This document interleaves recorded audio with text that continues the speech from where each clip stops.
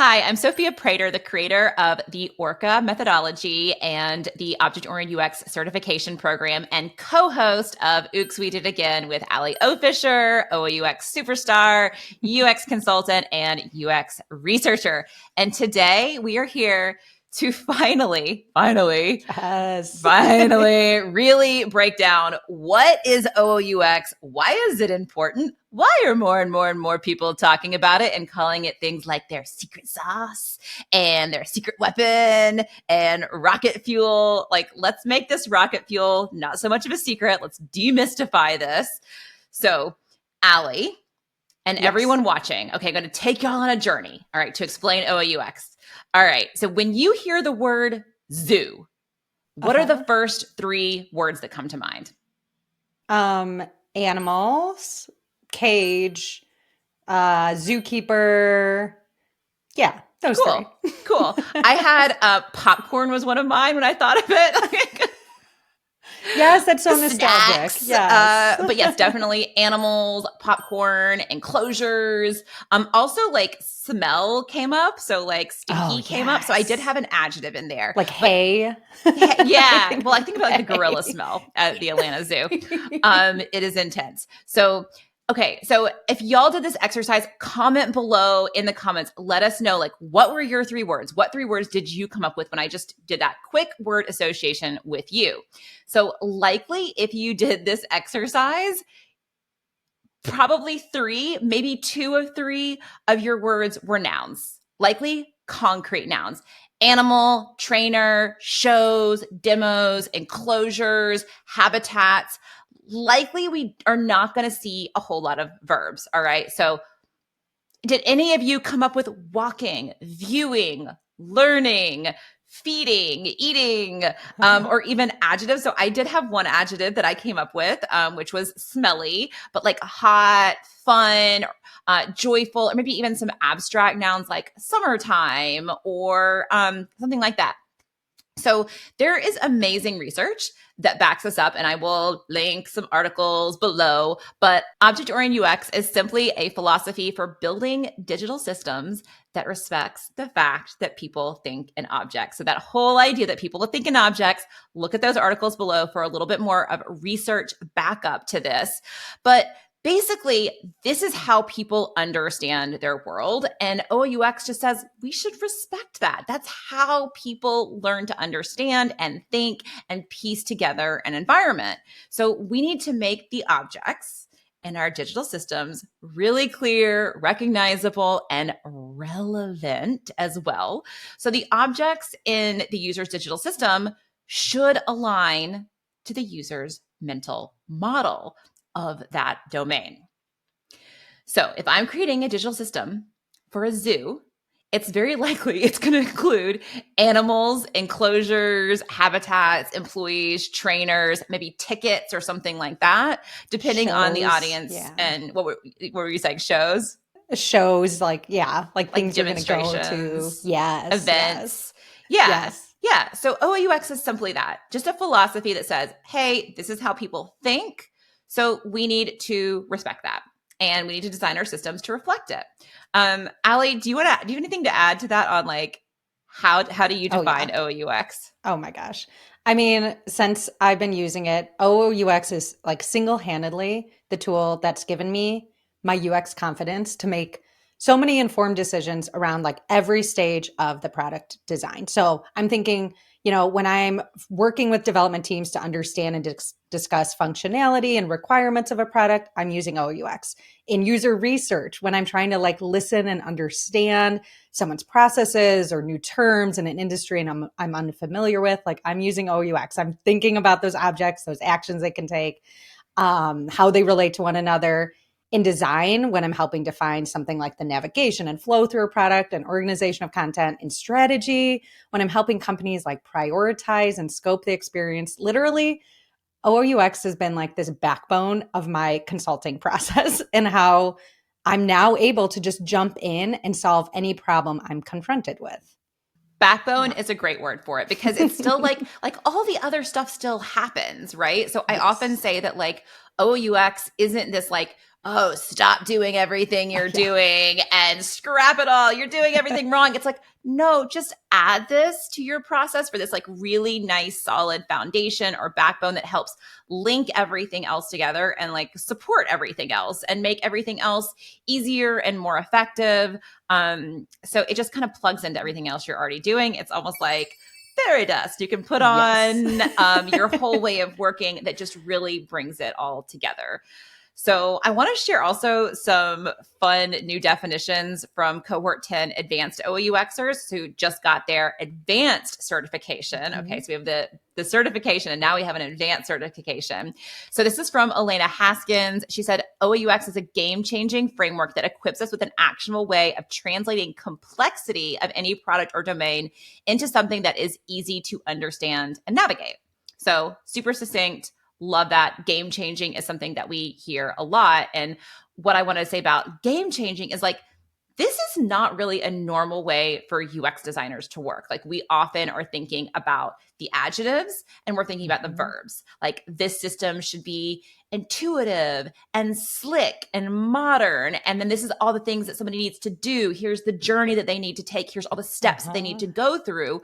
But there's not a really big or any part in a lot of UX designers' process to say like, here's the concepts that are important. Now, information architecture does that a little bit, okay?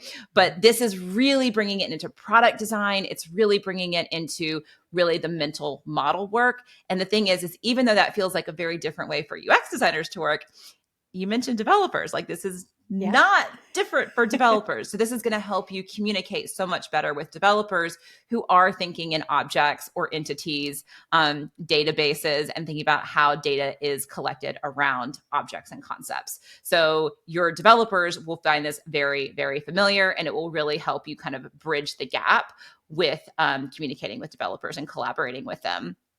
So another one is from Mary Ann Bell, and she said, OOUX is a design philosophy grounded in the idea that humans naturally think in objects, nouns. So our virtual systems should reflect that thinking. It emphasizes conceptualizing systems with clear objects that have consistent attributes, actionable affordances, and intuitive relationships. And that is kind of nodding to the process a little bit that I want to get into. So, okay. So I want to talk more about ORCA. All right. About the how. ORCA. Say more about, ORCA. ORCA. Yes. So this is the process that we go through as OOUXers. Now, OOUX, again, is just a philosophy, but ORCA is the how. Okay. That is how we actually do this work and get all of these benefits of better communication, more intuitive systems, easier to design, easier to develop. So before I go into the how, I want to take everybody on a little journey. Ooh, Allie, yes. do you want to go on this journey with me? I want to go. Where you are we want to going? go on the journey? What bags? What do I need to pack? You need to get your sun hat and your water bottle because we're going to the zoo. All right. Okay. All right. We're going to the zoo, and this is this zoo is a wonderful user experience for the animals. Okay. It is what we need to just go ahead and say that this is a sanctuary for animals. Animals love it here. All the animals are very, very happy here. But this is a total UX fail of a zoo for the human beings. Okay. And I'm going to break it down on what would be a really horrible user experience for a zoo. All right. Okay. So we're going to this physical zoo. And the first thing that is really confusing about this zoo is all the animals look the same.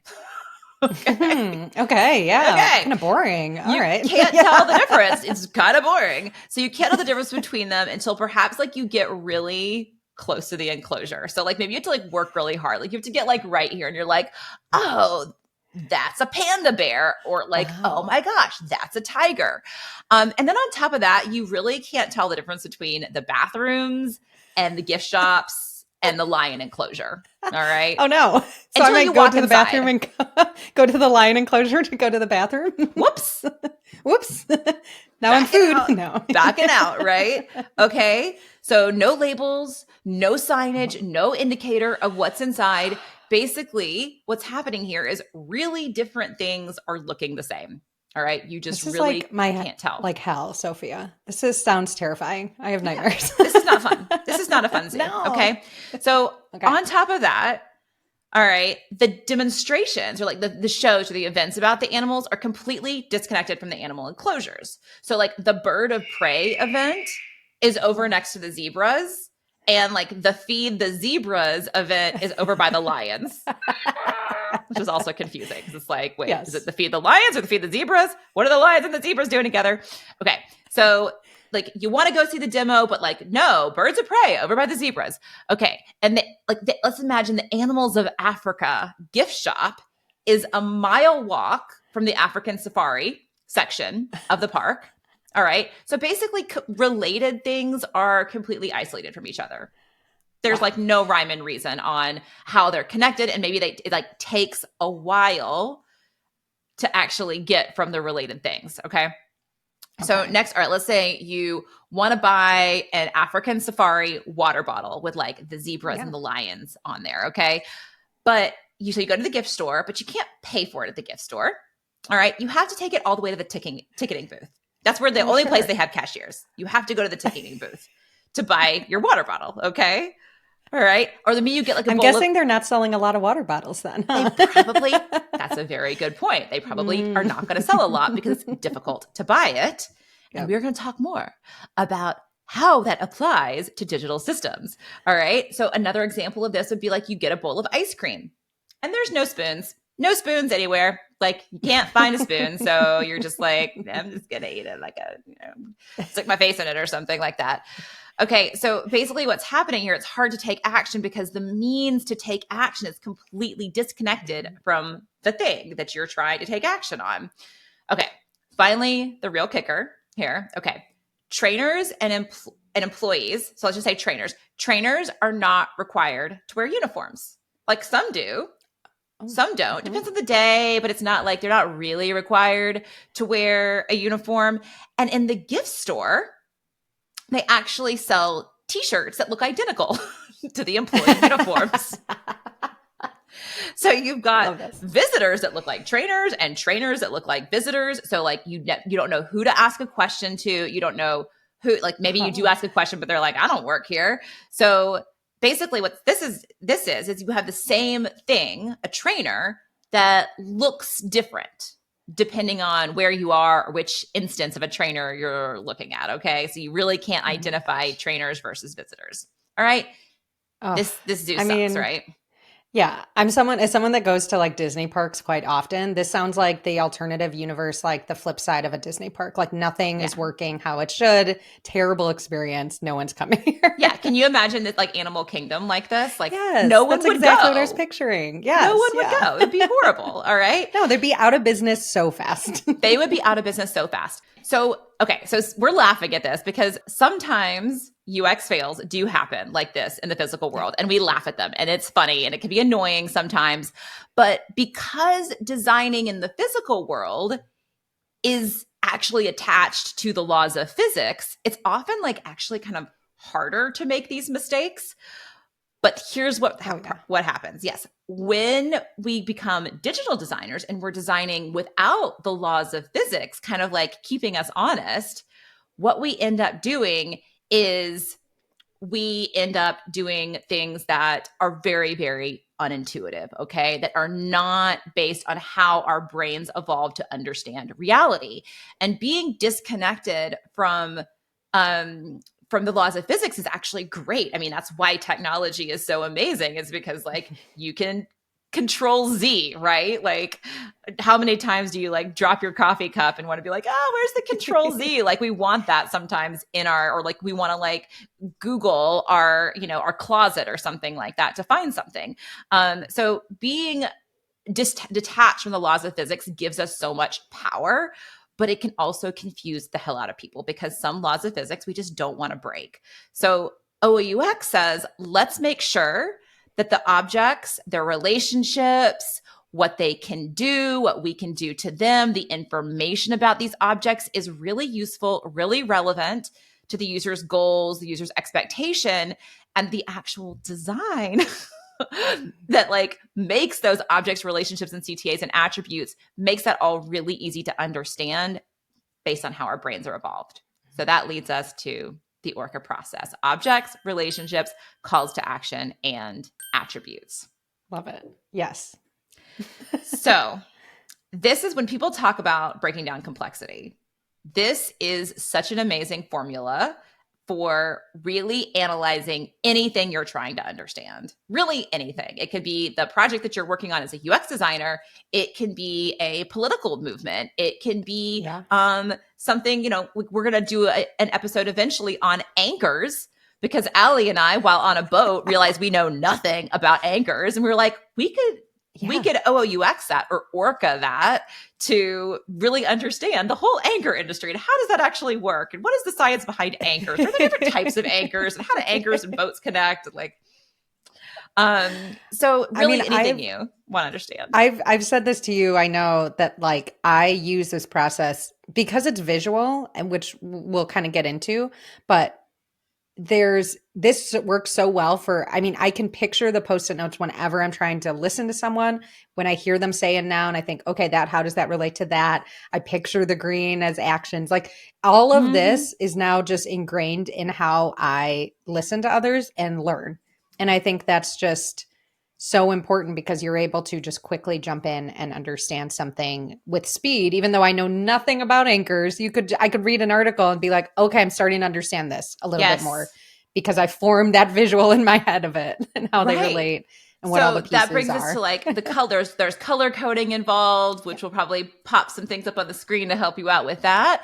But I think it was you who said it first, or maybe it was somebody else who was like, I use this as a tool for listening. Yeah. Because you can hear like stakeholders, blah, blah, blah, blah, blah, blah, talking to you about a lot of complex stuff that they, have 15 years of experience on and you have 2 days of experience on. And then, but you can start being like, that's an object. That's a CTA. And then that's an attribute. Those are relationships. Oh, wait, how does that relate? Does that relate in any way? Are those people like using that over there? Oh, interesting. And then that leads to even more. It's like such a great way to even get started with. I know when I started in UX, I was intimidated by what questions do you even ask to stakeholders in the room? And this is such a great way of like, I know nothing about this product yet, and I'm coming in to help advise or help figure out what the experience should be. And if I can at least know and rely on some easy questions that is going to help us all in the room learn and kind of dig in different directions to learn about it, like that, that's already a time saver and going to get us so much further. Totally. Like I more and more I'm saying that like one of the biggest deliverables or outputs. We have so many beautiful artifacts that we make, the object map, the nav flow, the CTA matrix, but like I think one of the biggest values is we come up with a list of awesome questions. Like it is the questions that get bubbled up through the process, like is the product. To be able to send those questions back to a research study, to be able to ask them to the developers, to the stakeholders, to the subject matter experts, to the users, and being able to just like smoke out all that complexity and find those questions so pretty easily. Like they just kind of start popping up. You're like, wait a second. What's the difference between X and Y? So let's play this game. Let's sort of just like verbally design. Let's say we're going to design some software, take it out of the physical for the zoo and some software for animal trainers. Okay. Like let's not take it any further than that. Software for animal trainers for them to run their day. Okay. All right. Okay. So we're going to start with objects. All right.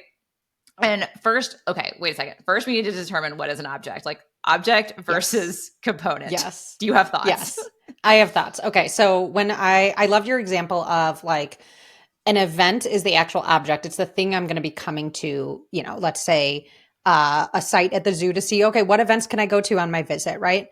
But what is a component or UI is something like the calendar picker. Like, well, how are we going to show and present those events to someone? That's the calendar picker. And you always say, well, I'm not coming to the site. I'm coming there to learn what can I actually go to and what am I going to be interested in? It's not, you've got a really nice drop down that I can select and choose, this year. I'm coming for the meat of it. I'm coming for what's actually important to me. Or, also thinking about like it's the component is the package, right? Like I'm coming for what's inside of that. I'm coming for not so much the card or the detail page of it. I'm coming for the actual information and content related to that event. When's the time of the event? What am I going to see? How long will it be? Do I need to bring snacks because it's going to be hours long or something? Right. How early do I need to get there? Like that's what's inside that I'm interested in, not so much the outside kind of I mean, UI design piece. systems are so important for consistency. It's like, I mean, having all the different types of cards and all the different templates for your detail pages and all your UI elements, your calendar pickers and your drop downs, and making sure like you only have like one kind of drop down and it's awesome and accessible and on brand. Like that's all super, super important. But at the end of the day, nobody's coming for detail pages. Nobody's coming for cards. Nobody's coming for drop downs. Like they're coming for the stuff either inside or that UI helps you get to. All of it is a means to an end, right? Nobody's coming for the design system. We get so caught up in like making the awesome design system and thinking that that is our material. But really that is the packaging. Like what is the stuff inside? What are people actually coming for? They're coming for animals and shows and, popcorn, right? That's the stuff, Snacks. right? Yeah. Yes. It's like, there's like, would you rather have the box of popcorn or like the popcorn? Like, I'll just give you the popcorn in my hand. Like the box alone is just trash. Not throwing any shade to design systems. We love design systems in the OUX world, but we want to make our design systems somatically tied to the actual concepts. So if we're thinking about this animal training application, okay, so going back to that, first let's go back to that physical space. So, right, we want objects to be clear and distinct. We want to be able to tell the difference between giraffes and lizards and bathrooms and gift shops, right? Okay, but in the software, what might be some things in a trainer's mental model? I mean, animals for sure. Animals. I'm thinking what do they the locations of the animals. So the actual enclosures or cages, I'm thinking about the feeding times or if they have to treat any of the animals. So appointments to feed or administer some medication, even medications or prescriptions. Probably that's a big part of it is to keep the animals healthy, especially this is a sanctuary for maybe recovering animals. So there might be procedures that they need to have on a regular basis that I think, and also the demos or the shows for the animals would probably be another big one. Even the difference, and this is getting to there's animal, which is zebra.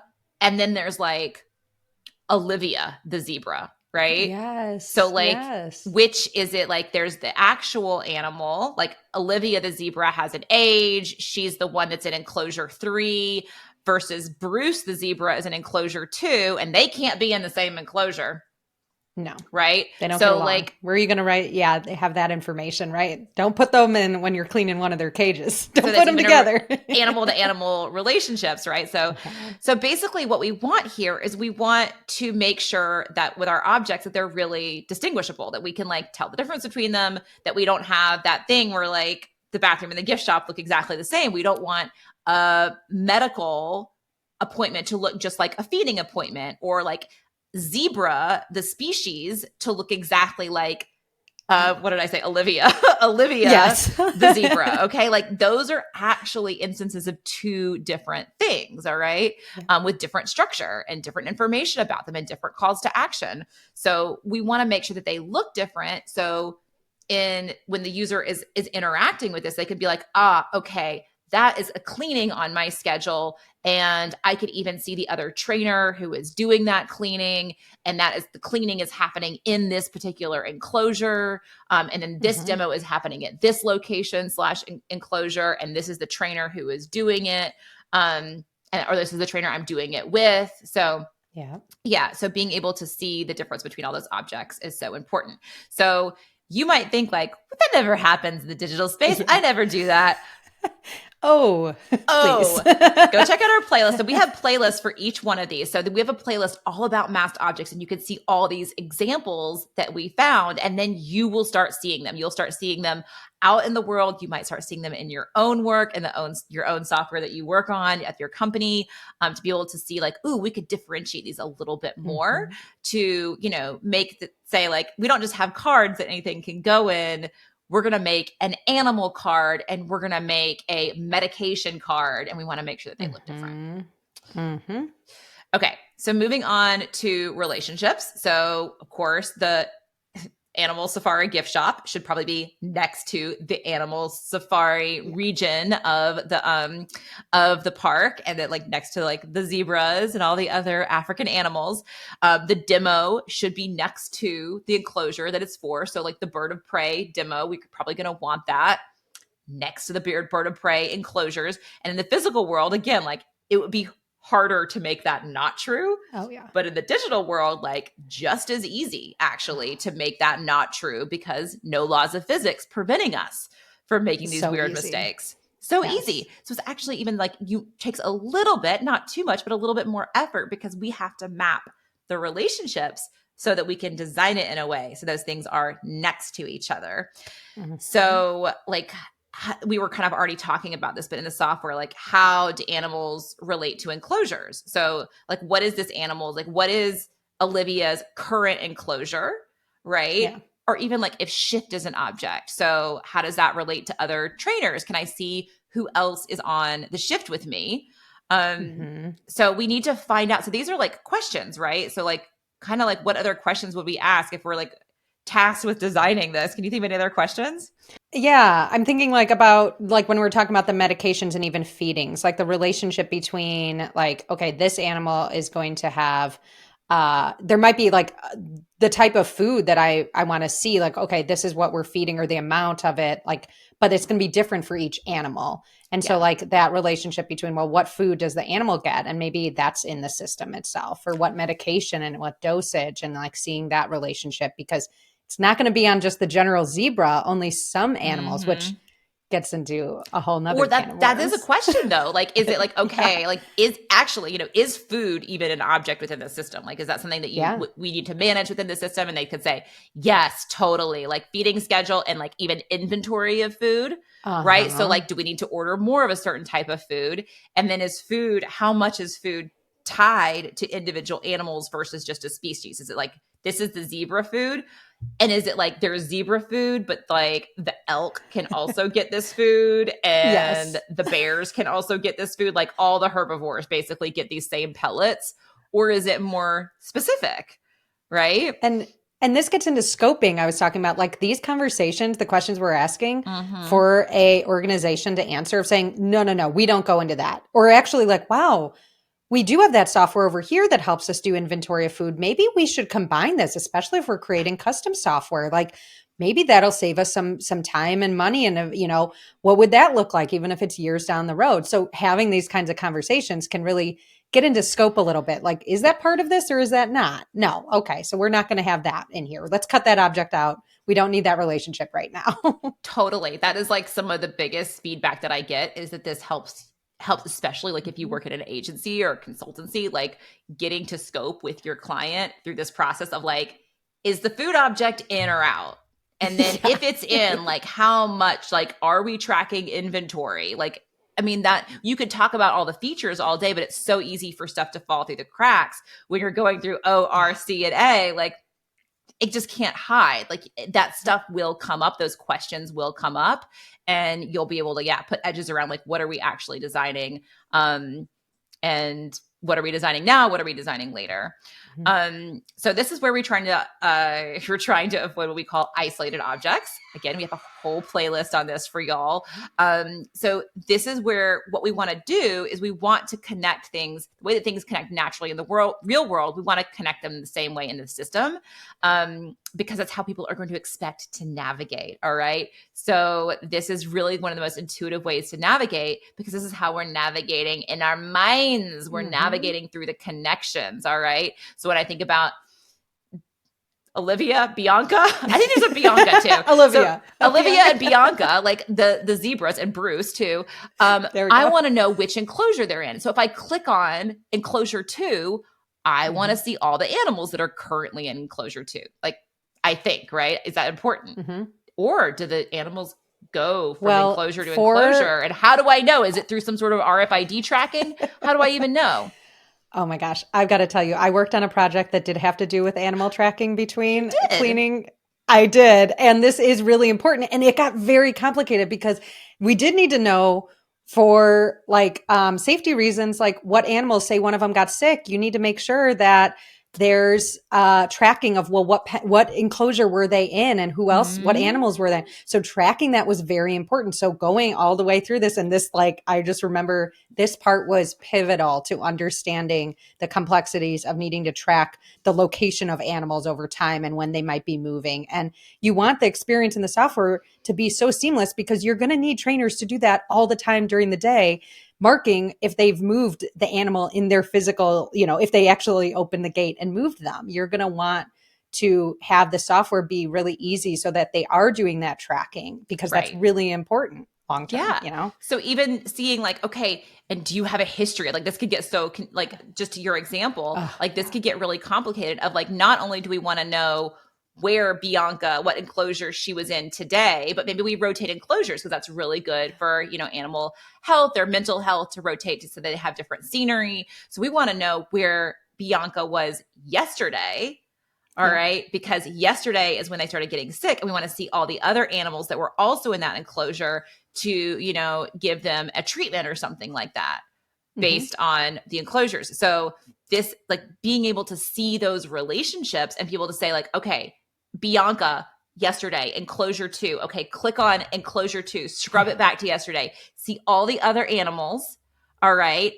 And then to be able to click on one of those animals, see the details of those animals, see if anybody else has logged any kind of symptoms or anything like that. So being able to navigate through the connections, it's the most intuitive way to navigate. There's nothing intuitive about navigating across the top of a navigation. Like, we still want to have that, but that is what we like to call in the OUX world the fire escape. Yes. So just like, okay, like, get me back to the main navigation. But really, when you're in it and you're working, you want to navigate through those relationships. So we need to build those avenues, but to build them, we first have to understand them, like what actually makes sense.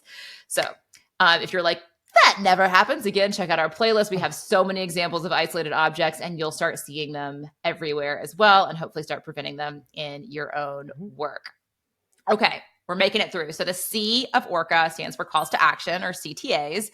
And so again, like, this is like, you get your bowl of ice cream and you have no spoon. Okay. So, or you buy something and you don't want to have to walk all the way across the park to be able to purchase the thing that you want to buy. Right. So this is where the object is disconnected from the means of taking action on it. Usually in the digital world, we're talking about like the button, the call to action is just sort of like floating around somewhere else, or doesn't happen to be on that page. So one of the things that we do when we get to CTAs is we don't just think about the actions and the verbs and make sure that they're really nicely attached to objects. Like, that is a big part of it. We also think about the roles, right? So with like this software, like, yeah, it's for animal trainers, but like, is there an admin role? Are there managers? Is there a veterinarian staff? Are there like, or is there like a trainer that has veterinarian skills, right? So is there combination roles of like trainer plus veterinarian? So we start getting into permissions, and that is mind-boggling and exciting, but we get into it really, really early on to start asking that question. Who are the different roles that would log into the system and actually have different permissions and be able to do different things to these objects within the system? So like, what can a trainer do to an animal? Like, they could like flag them as sick is one thing that you mentioned, like maybe add them to a demo. So again, like maybe even like create the relationships. They're all interconnected. All these steps are interconnected. Like, what can managers do to an animal that maybe a trainer can't do, or something like that? Yeah. Yeah. Or who, like the admin of the system, like who's actually entering in all the animals' names and information about them? Do they update the weight of the animal over time? Like, who is entering that information about it? Yeah. Those could be multiple different people. And then thinking about how does the interface change for those different people? And then making sure those actions that they expect to be able to do, because that's their role, show up there and show up anytime they see that animal. So if I'm on the card level, or that, making obviously decisions about how the frequency that they're doing those actions, but making sure that they're always showing up so that they can complete that task with ease, which is what we want. Exactly. So that's such a great example of like updating the weight. So we might say, if we're thinking in flows only, we might say, they only update the weight when they're having a appointment. So I can only update the weight when I'm like within the appointment details screen and I see Bianca there. Okay. So Bianca's having her appointment and there I can update the weight. But that makes so many assumptions about how people work. And there's like, maybe I look at or maybe it's like not updating the weight because let's just use that example. So maybe I'm doing something else, just not an actual appointment. And I recognize that we need to weigh her. We weigh her, and I'm looking at her in a different view, in a different screen, and I want to update the weight, but I can't do it from there because I have to like go into an appointment. We see that all the time where kind of assumptions are made about like, the user would only need to take this action in this one context. And that is often not true. So you should at least be able to access that really from wherever you are. There's a few exceptions. There's exceptions to all these rules, but in general, like if you are seeing that object, you want the handles and the means to take action to be carried with that object. It would be like, I go into another room and all of a sudden my coffee mug doesn't have a handle anymore just because it's like in a different context. Oh, you don't drink coffee in the bedroom. You only drink coffee in the office. You only did the handle there. Like that would be silly in the physical world. And we do it in the digital world all the time. And that's what we call broken objects. Again, we have a whole playlist about broken objects that you can get into. This is when our CTAs are disconnected from our objects. And we just really want to make sure that we place the CTAs as close or even on those objects as possible. This is the one I think is the top. This is one I hate the most. Or I mean, really? I think it's like detrimental to an experience if you can't complete a task. I think that's going to just alienate and frustrate. I think it has the highest frustration point in my mind out of all of these, but. Well, this brings up a good point of like, a lot of people think that object-oriented UX means like objects first or like objects are better over the verbs or the flows. And it's like, no. Like figure out your objects in service of people being able to get stuff done within the system, right? Like this is foundation so that all the UI and all the task flows and all that amazing, like, people meeting their goals, right? You want to have that foundation of really solid objects to serve the user interface and to serve the ability to go through task flows, right? But if the object isn't clear, and you're not clear on the object and you're just thinking in screens and UI, it is very easy to disassociate the buttons from the actual things, from the concept of the thing. So that's what we're trying to bring together here so that things are just more intuitive and more natural for people. Okay, so the last one is attributes, the A of ORCA. So we went through objects, relationships, CTAs, and now we're at attributes. So this is where we get into the details. This is like the properties of the object. The attributes are the information about the object. And we want to make sure it's the right information, all right? Like what do people actually care about? But we also want it consistently displayed as possible because attributes are what make an object distinct. So like lizards have scales, zebras have fur and stripes, okay? Lions have their big furry manes. Trainers have blue collared shirts with the zoo logo on it, right? So that we can tell trainers and zebras and visitors apart. So in our software, okay, so the demonstration. Okay, it's got relationships, right? We already talked about that. It's got relationships maybe to the animals that are going to be in the demo. It's got relations to the enclosure and the trainer that's going to do the demo. Okay, it has CTAs on it. We didn't really talk about that, but it has CTAs like maybe cancel the demo for rain or something, or changing the time, or switch. Maybe I can switch out the trainer. That might be a CTA as well. This trainer's sick. Let me switch it out for another trainer. But it also has attributes. Properties. Yes. Okay. So like what might be some attributes Oh my of gosh. a Like you demo? said, time, Time. time, Time. like it has a time. When is this demo? Um, I'm thinking about like, are there any things I need for the demo itself? Like, Ooh, do I need tools. yeah, tools? Like what would, if I'm always doing demos with zebras, do they have any tricks they do when do I need any Apples? hula hoops or yeah, apples, different Yeah. things I'm going to use during the demo? Yeah. So that might be like a notes area, like I'm thinking about like just kind of things as a trainer that I would want to quickly have available, like say I'm know to gather before the demo. Right. So so if we're thinking about that might be some core content, right? So we have a section Mm-hmm. for remember what to bring, maybe an outline of the demo, like, okay, Yeah. yeah. Here's the basic things I need to make sure to cover during the demo. And then potentially from the trader perspective, like safety tips too, like safety Yeah. reminders could be a big thing to have on the demo. Date and time, location. We said the Yes. enclosure, but like maybe it's like a certain part of the enclosure. Maybe there's like a geolocation or there so I can like navigate to it Mm-hmm. easily. I don't know. So definitely it has a structure to it. Okay. So what we don't want, all right, is we don't want, like, let's just take the date and time. Probably one of the most distinguishing attributes on the demonstration, right? Like animals probably don't have a date and time, or if they do, it's like last updated and it's probably not prioritized in the same way.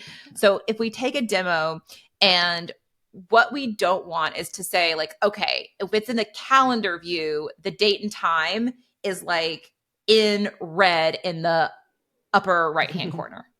But then if I go over to my dashboard, right, where it's like upcoming demos and it's near the top of the page, all of a sudden the date and time moves to like the other corner, the other side, and it like gets displayed. It's in a different font. It's in like dark gray instead of in red. And it's basically my cheese has been moved. They've moved my cheese around.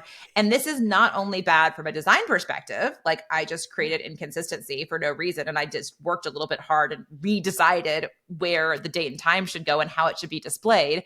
This is adding more development effort. And worst of all, this is adding cognitive load because all of a sudden what we have is what we like to call in the OUX world, we have shape shifting. All right. So Yeah. we really want to prevent this arbitrary shape shifting of which is usually happening by attributes moving around. So we have these attributes, we have the properties and the information. We want to keep it as consistently prioritized and displayed as possible. Okay. So even something like I like to say, I love to put people in a circle. So trainers having their faces in a circle, but then like in another part of the application, their faces are now in a square. All right. This all of a sudden, like that tiny little thing, one, it's extra development effort, and it also adds a little bit of cognitive load. It makes it a little bit more difficult to recognize that thing. So we really want to avoid any kind of arbitrary shape shifting. And the reason that we want to do that, for all the reasons I just mentioned, but also because you need shape shifting. Like we actually have to have it. We just want it to be intentional because, say, like the demo, we have the demo from the past, the demo in the future, right? Yeah. Or a demo that is a feeding demo versus a sort of like a more educational demo. So different demos or a demo that I'm doing versus a demo that you're doing, right? That somebody else is doing, that might need to look slightly different. And we want to communicate those differences between the instances. So we do want to have a little bit of shape shifting. What we just don't want is unintentional shape shifting because we basically have a budget for shape shifting and we want to keep it like as low as possible, right? To make sure that people don't get confused. And when we do see things that are different, we try to attribute meaning to that. And when it's arbitrary, then we're just like, wait a second, but why did the date and time was in red over there and it's gray over here? Like, does that mean something? And often it and just then doesn't. you're going to lose trust. I mean, that is a key way to like, I mean, all of these things, but this one, if things start changing, we've talked about this before, like for a bank website, they look a little off and you're like, oh, that credit card looks like that over there, but not over there. And you're like, wow, you're handling my money. Do I trust you? Like, come on, like little things like that are going to just live in your memory of that brand, of that organization. And that's not good. Yeah, it is like kind of like chipping away at the trust by 1,000 cuts. Like these all Yes. like you might be thinking out there like, oh, that's not that big of a deal, but all these little things add up. And when you have all these unintuitive objects and you have masked objects and shapeshifters with the same object, right? So you have like, and a lot of that's what we discussed, like with the trainers and the visitors, like that's masking and shapeshifting happening at the same time. Yeah. And it creates a lot of cognitive load. It creates a lot of confusion. People lose trust. They end up feeling dumb. And then like you're the brand that made them feel dumb. And we know as user experience designers, we do not want that. So to wrap this up, at the end of the day, OOUX and ORCA helps us understand the truth of a system, of a domain, and a system that is going to reflect that domain so clearly by understanding the O's, the R's, the C's, and the A's. And that really helps us make sure our digital systems are just intuitive as possible by avoiding all these main UX fails that we talk about. And that just makes life hard for users. It makes life harder for our developers often, and even for us as designers. So it really is as simple as that, okay? Like avoiding those fails, making sure your O's, your R's, your C's, and your A's are super relevant, okay? As a sort of backbone that Allie said, the backbone of the process, making sure you really understand all of those. It really is that simple. But I will say when you do get into complex abstract domains, when you get into like B2B insurance or, supply chain management or something like that, or healthcare or government, this really does turn into an art and a science. And that is what this community is all about. Like it really does sometimes take a trained professional to facilitate this kind of collaboration, to get everybody in agreement on what the O's, the R's, the C's, and the A's are. Like not just the intricacies of that, but like sometimes just the fundamentals, like what is the difference between a feeding and a demonstration, right? Like, are they different? Are they the same? So the ORCA process is actually 4 rounds. We go through O, R, C, and A. We go through it through a discovery round, which is all about just understanding and like smoking out the complexity. We go through a requirements round, which like gets really deep into the requirements around the O's, the R's, the C's, and the A's. We go through a prioritization round where you can actually prioritize and roadmap a system through your O's, your R's, your C's, and your A's. And then we go into the representation round where we bring it all together with all of our OUXy artifacts, like our object maps and our nav flows and our CTA matrices. And we build systems that are completely free of all of these UX fails. So anything else, Allie, that you want to add? I will just say that these 4 rounds, like once you can level up and like learn the basics of them, then you get to have a lot of fun where like I'm at now of playing with and using the different pieces, just depending on whatever challenge I have, right? Or whatever I'm dealing with. So I could be starting with a little bit of discovery at first. Then I might go into prioritization because that's really important. So it's kind of like, once you learn, then you can take the training wheels off and really have fun with using it in different ways. And I find that to be just the most exciting part of it. Like once you understand everything and can use it in different ways throughout, like I said, I mean, I'm using it throughout my work life, my normal life of understanding and learning. When I'm going out and going to Disney World and experiencing things, you're using it everywhere and thinking about things. And it's just, a wonderful tool for that. I mean, I love that you said that and that you brought that in, that like, because we go through the O, the R, the C, and the A, we do 4 rounds. Yeah. It's a 16-step process, actually. So I've said 15 in the past. It actually just got upgraded to 16. So which is people are like, oh my God, that's so much process. And like my hands would just be tied and where would my creativity go? No. This makes you more creative. It gives you tools to basically have this understanding, but then you can kind of say, oh, I need like a little bit of prioritization here while I'm in discovery. I need to bring in some of these tools we have in the requirements round, and I need to bring it in, during representation. Like you're mixing it, you're mashing it up with other tools. We have a lot of people that are mashing it up with jobs to be done, and design systems, of course, as well. So it does integrate with other stuff that you are doing and just supports it and brings it even more to life. So if you're ready to get started and start clearing up the chaos and add some OUX rocket fuel to your process and build more intuitive systems, check out the links below to get plugged in. Put your questions up there and let us know how it goes. Happy OUXing. Happy OUXing. Bye. Bye.